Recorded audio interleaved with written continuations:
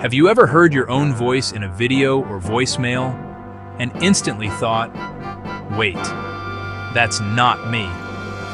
It sounds weirdly higher, thinner, like your voice went on a diet and lost all its confidence, and suddenly you're cringing at every word you said. Don't worry, you're not alone. In fact, almost everyone hates hearing their own voice. But here's the twist. It's not because your voice is bad. It's because your brain has been lying to you your entire life. Let's start with what's actually happening. When you speak, you hear your voice in two ways. One, the regular way. Sound waves travel through the air, enter your ears, and your brain decodes them as your voice. But here's the secret second way. Through bone conduction. That means when you speak, vibrations from your vocal cords travel through the bones in your skull, directly into your inner ear. That deep, warm, confident sound you're used to hearing?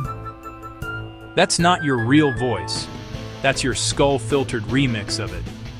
When you hear yourself in a recording, all those bone vibrations are gone. So what's left? The raw, unfiltered, how everyone else hears you version. No bass boost, no bone magic, just you in HD. And that's why your reaction is basically, who invited this cartoon character? Now here's where it gets even funnier. Your brain doesn't just hear your voice, it's built an identity around it. You've heard yourself through your own head since you were a baby. Your brain has stored that version as the real me. So when you suddenly hear an external recording that doesn't match, your brain goes into panic mode. It's like hearing your best friend speak, but in a completely different accent. Your subconscious says, nope, that can't be right. That mental discomfort? It's called cognitive dissonance, when your brain's expectations don't match reality. Basically, your brain is having an identity crisis over your voice, and it's hilarious. But there's another layer. You're also your harshest critic. When you listen to your voice, you're not just hearing sound, you're hearing yourself. Every every awkward laugh, every weird tone hits harder because you know the intention behind it. Other people don't notice half of it. They're just hearing words.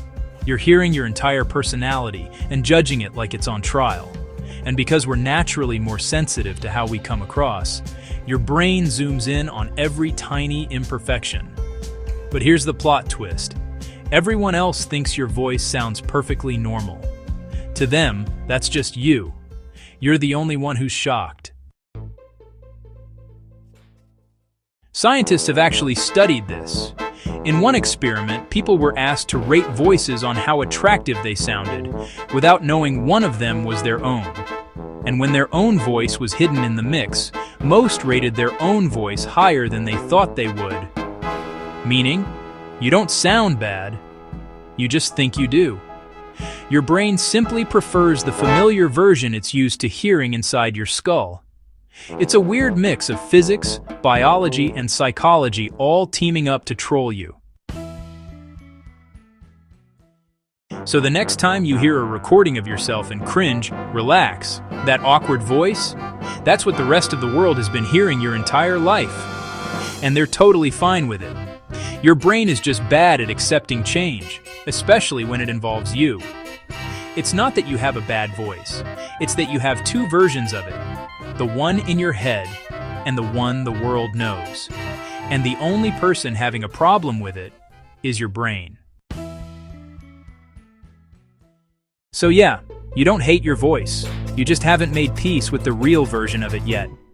If this helped you see your voice differently, or made you laugh at your own, drop a like, hit subscribe to see more content like this, and share this with someone who definitely hates their own voice too.